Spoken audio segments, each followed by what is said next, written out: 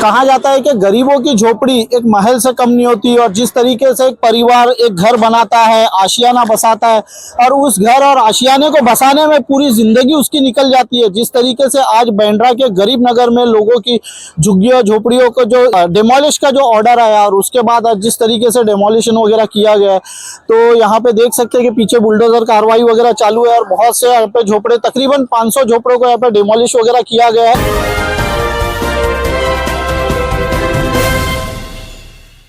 जय हिंद दोस्तों, मैं हूं नईम गांगरेकर, आज़ाद इंडिया न्यूज से। और आज हम बांद्रा के गरीब नगर में हैं। पीछे आज बुलडोजर कार्रवाई वगैरह की गई, तमाम यहाँ पे झुग्गी झोपड़ियां वगैरह तोड़ी गई, और तमाम यहाँ पे आप लोग देख सकते हैं कि अभी भी कार्रवाई चालू है, और ये देर रात तक कार्रवाई चालू रहेगी। तकरीबन 500 झुग्गियों झोपड़ियों को और जो यहाँ के रहवासी थे इनके घरों को यहाँ पे बुलडोज किया जाएगा, तोड़ा जाएगा।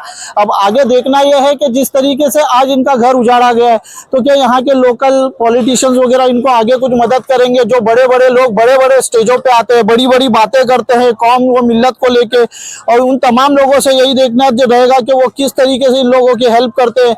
कुछ लोग बकरे लाते हैं अल्लाह मोहम्मद के 786 के लाखों रुपये, कुछ लोग 10-10 20-20 उम्रा करते हैं, दिखावे करते हैं, कितने लोग हज करते हैं। पर इन गरीबों का क्या, इनके घरों का क्या? इनके घर जिस तरीके से उजाड़े गए, आज इनको आगे कौन आएगा, इनको कौन सपोर्ट करेगा? कहाँ गए कौम व मिल्लत की बातें करने वाले, बड़ी बड़ी बातें बोलने वाले? तो मैं तो यही कहूंगा, और यही मेरी गुजारिश रहेगी प्रशासन से भी, कि एक बार इसके ऊपर जरूर तवज्जो दे, और ये जिन लोगों के यहाँ पे घर वगैरह उजारे गए उनको दोबारा देख के उनकी तफ्तीश करके उनको कुछ ना कुछ सहूलत फराहम करें।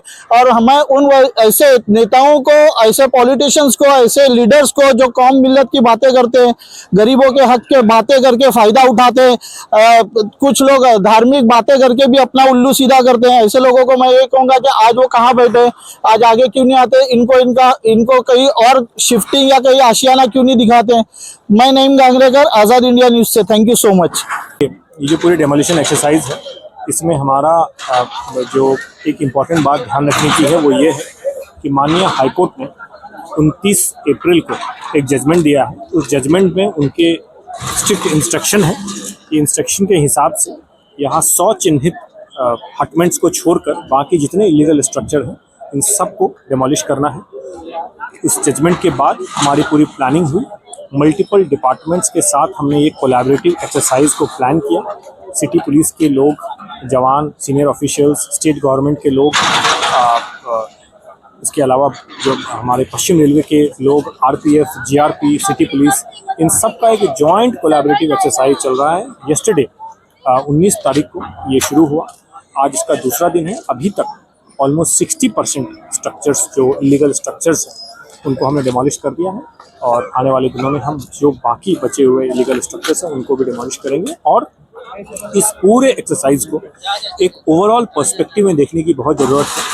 हम बात करते हैं ट्रेसपासिंग की, एक इस तरह की जो घटना होती है, कोई डेथ होती है, कोई इंजरी होती है, वो बहुत दुखद होती है।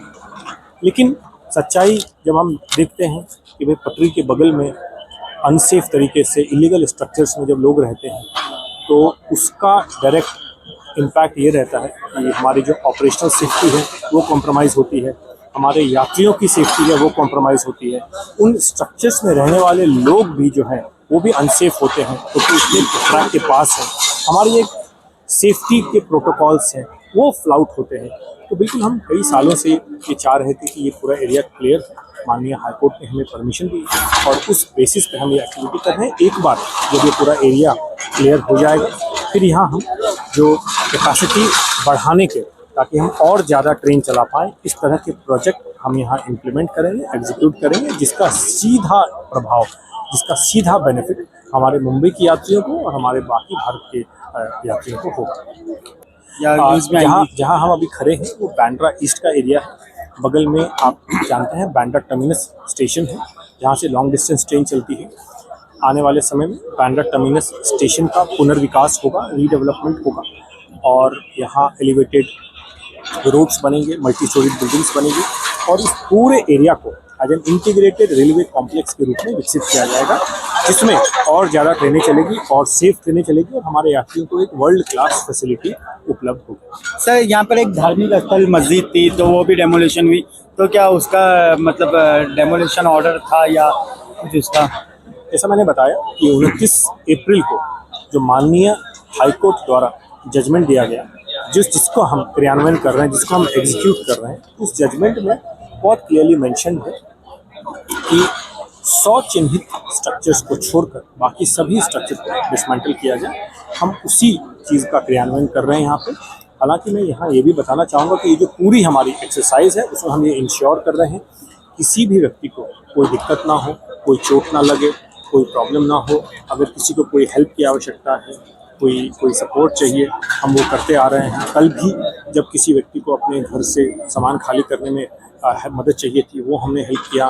किसी के घर में ज्वलनशील वस्तु रखी है, सिलेंडर्स रखे हैं, बिजली का कनेक्शन है, अलग अलग हमारे स्पॉट्स बने हैं जो इन पूरे चीज़ों को टेक केयर कर रहे हैं और उनको सपोर्ट दे रहे हैं। आज सुबह पीने का पानी के बॉटल्स बांटे गए लोगों में, शाम में अभी फूड पैकेट्स बांटे जाएंगे। तो हम ये पूरा इंश्योर कर रहे हैं कि ह्यूमन एंगल से एक ह्यूमैनिटेरियन एस्पेक्ट को ध्यान में रख के हम ये पूरा का पूरा एक्सरसाइज करें। और हम इंश्योर कर रहे हैं कि एक बार जब ये पूरा एरिया क्लियर हो जाएगा, फिर जो यहाँ फैसिलिटी क्रिएट होगी, उससे हमारे मुंबई के यात्रियों को और बाकी यात्रियों को बहुत फ़ायदा होने वाला है। जहाँ हम अभी खड़े हैं वो गरीब नगर का एरिया है, जो माननीय हाईकोर्ट की जो आदेश है उसमें क्लियरली मेंशन है कि इस गरीब नगर एरिया में जो 100 चिन्हित स्ट्रक्चर हैं उनको छोड़कर बाकी सभी को डिसमेंटल किया जाए।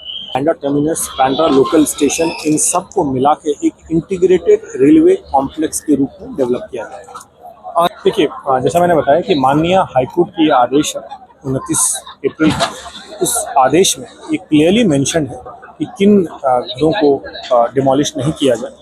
तो 100 ऐसे चिन्हित घर है जिसको डिमोलिश नहीं किया जाएगा। बाकी जितने भी घर हैं उनको हाईकोर्ट के आदेश के अनुसार ही हम डिमोलिश कर रहे हैं, एज पर जो आदेश में हमें इंस्ट्रक्शंस मिले।